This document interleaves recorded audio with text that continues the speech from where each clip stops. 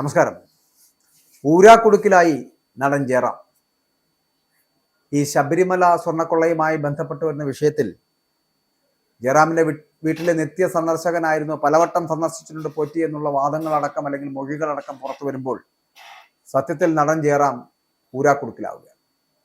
ശബരിമല സ്വർണ്ണക്കൊള്ളയിൽ നടൻ ജയറാമിനെ ചോദ്യം ചെയ്ത് SIT മുന്നോട്ട് പോകുമ്പോൾ ആ ചോദ്യം ചെയ്യൽ എന്തെങ്കിലും കഴമ്പുണ്ടോ, ജയറാമിനെ പ്രതിയെ ചേർക്കേണ്ട സ്ഥലത്തേക്ക് എത്തപ്പെടുന്നുണ്ടോ, അല്ലെങ്കിൽ ജയറാമിന് ഇതിനകത്ത് എന്തെങ്കിലും ബന്ധമുണ്ടോ എന്നൊക്കെ പലപ്പോഴും പൊതുസമൂഹം ചിന്തിച്ചു പോകാറുണ്ട്.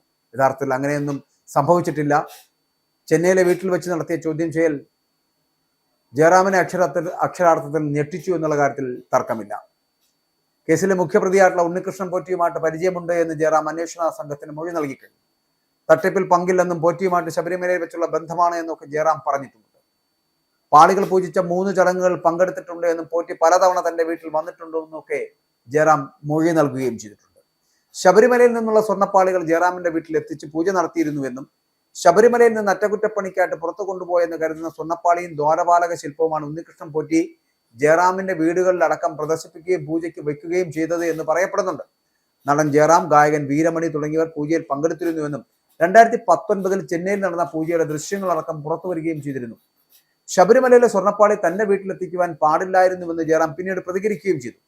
ഉണ്ണികൃഷ്ണൻ പോറ്റിയെ ശബരിമലയിൽ നിന്നുള്ള പരിചയമാണ് എന്നും തന്റെ കയ്യിൽ നിന്ന് 1 രൂപ പോലും വാങ്ങിയിട്ടില്ല എന്നും അയ്യന്റെ മുതൽ കട്ടിട്ടുണ്ട് എങ്കിൽ ശിക്ഷിക്കപ്പെടണമെന്നും ജയറാം പറയുകയും ചെയ്തിരുന്നു. അന്ന് സ്വർണ്ണപ്പാളിയിൽ പൂജ നടത്താനായത് തന്റെ ജീവിതത്തിലെ മഹാഭാഗ്യമായിട്ട് കരുതിയെന്നും ഇതുമായിട്ട് ബന്ധപ്പെട്ട ഏത് അന്വേഷണത്തിനും സഹകരിക്കാമെന്നും നേരത്തെ തന്നെ ജയറാം വ്യക്തമാക്കിയതുമായിരുന്നു. അതിനിടെയാണ് ശബരിമല സ്വർണ്ണക്കൊള്ള കേസിൽ പ്രതികൾക്കും ബന്ധുക്കൾക്കും വരുമാനത്തിന്റെ അനേകമിരട്ടി സ്വത്ത് എന്ന് ED കണ്ടെത്തിയിരിക്കുന്നത്.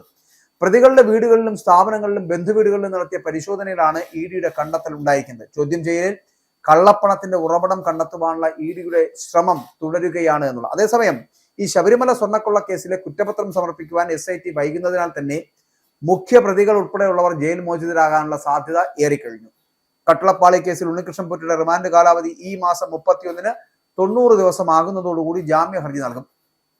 ശബരിമലയുടെ മുൻ എക്സിക്യൂട്ടീവ് ഓഫീസറായിട്ട് സുധീഷ് കുമാർ സ്വാഭാവിക ജാമ്യത്തിനായിട്ട് വിജിലൻസ് കോടതിയിൽ ഹർജി സമർപ്പിച്ചു കഴിഞ്ഞു. സ്വർണ്ണക്കൊള്ള കേസിലെ മുഖ്യപ്രതിയായുള്ള ഉണ്ണികൃഷ്ണൻ പോറ്റിക്ക് ദ്വാരപാലക ശില്പ കേസിൽ നേരത്തെ തന്നെ ജാമ്യം ലഭിക്കുകയും ചെയ്തിരുന്നു.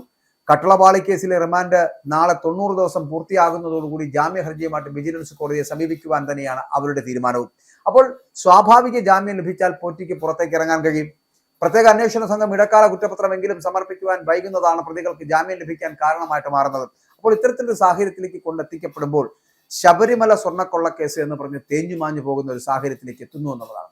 ഇവിടെ ജയറാമിനെ ഈ പറയുന്ന പോലെ അന്വേഷണ സംഘം ചോദ്യം ചെയ്തത് കൊണ്ടോ അല്ലെങ്കിൽ ആ ചോദ്യം ചെയ്യൽ അദ്ദേഹം പറയുന്ന ചില കാര്യങ്ങളുണ്ട്. ഉണ്ണികൃഷ്ണൻ പോറ്റിയുമായി ബന്ധപ്പെട്ട് വരുന്ന കാര്യങ്ങൾ ജയറാം പറയുന്നത് സ്ഥിരമായിട്ട് ഉണ്ണികൃഷ്ണൻ പോറ്റി അദ്ദേഹത്തിന്റെ വന്നിട്ടുണ്ട് എന്നും ഈ പാളികൾ പൂജിച്ച 3 ചടങ്ങുകൾ പങ്കെടുത്തിട്ടുണ്ട് എന്നൊക്കെ പറയുമ്പോഴും ജയറാം നൽകുന്ന മൊഴികളിൽ നിന്ന് ജയറാമിനെ പോലൊരു വല്ലാത്തൊരു വിശ്വാസി, ആ വിശ്വാസിയുടെ ഭാഗമായിരിക്കാം അത്തരത്തിൽ ജയറാം പറയുന്നത്. കാരണം അന്ധമായിട്ട് വിശ്വസിക്കുന്ന ഒരു വിശ്വാസിയാണ് ജയറാം. അതുകൊണ്ടായിരിക്കണം ഈ സ്വർണ്ണപ്പാളികൾ അല്ലെങ്കിൽ ദ്വാരപാലക ശില്പങ്ങൾ എന്ന് പറയപ്പെടുന്നത് ശബരിമലയിലുള്ളതാണ്, അയ്യപ്പൻ്റെതാണ്. അപ്പോൾ അയ്യപ്പന്റെ ആ അമ്പലത്തിൽ നിന്ന് വരുന്നത് തൻ്റെ വീട്ടിൽ വെച്ച് പൂജിക്കാൻ കിട്ടുന്ന ഏറ്റവും വലിയ ഭാഗ്യമാണ് എന്ന് കരുതുന്ന ജയറാമിനെ പോലുള്ളവർ അത്തരത്തിൽ ചിലപ്പോൾ ചിന്തിച്ചിരിക്കാം.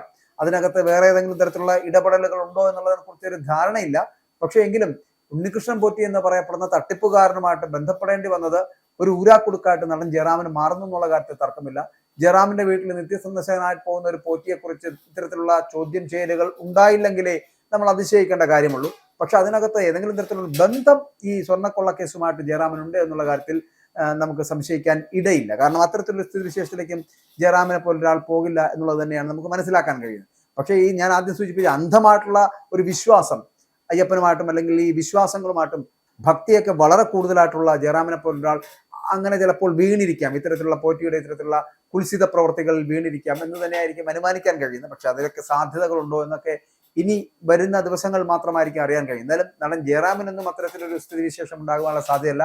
ഈ മൊഴികളിൽ നിന്ന് ചിലപ്പോൾ SITക്കും അത് തന്നെയായിരിക്കും മനസ്സിലാക്കാൻ കഴിയുന്നത്. പക്ഷെ അതേസമയം നമ്മൾ മനസ്സിലാക്കേണ്ടത് ഇത്രയും ദിവസമായിട്ടും 90 ദിവസമായിട്ടും കുറ്റപത്രം സമർപ്പിക്കാതെ ഈ അന്വേഷണം ഇങ്ങനെ നീണ്ടുപോയിക്കൊണ്ടിരിക്കുന്നത് സ്വാഭാവിക ജാമ്യത്തിലേക്ക് ഈ ഇപ്പോൾ ജയിലിൽ കിടക്കുന്നവരടക്കം എല്ലാവരും പുറത്തു വരുവാനുള്ള സാധ്യതയാണ് കാണുന്നത് എന്നുള്ളത്. അപ്പോൾ ഇതിൽ നിന്ന് നമുക്ക് മനസ്സിലാക്കാൻ കഴിയുന്നത് ശബരിമല സ്വർണ്ണക്കൊള്ള കേസ് എന്ന് പറയപ്പെടുന്നത് ഒരു ഓളമുണ്ടാക്കി മടങ്ങിപ്പോകുന്നു എന്ന് തന്നെയാണ്.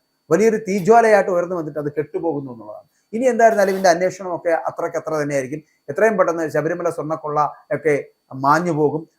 ആരും ആരെയും അറിയാതെ ഈ ഒരു സ്വാഭാവിക കേസായിട്ട് മുൻപ് എന്തൊക്കെയോ കേസുകൾ നടന്നിട്ടുണ്ടോ അതുപോലെ തന്നെ മറ്റൊരു കേസായി തീരുകയും ചെയ്യും.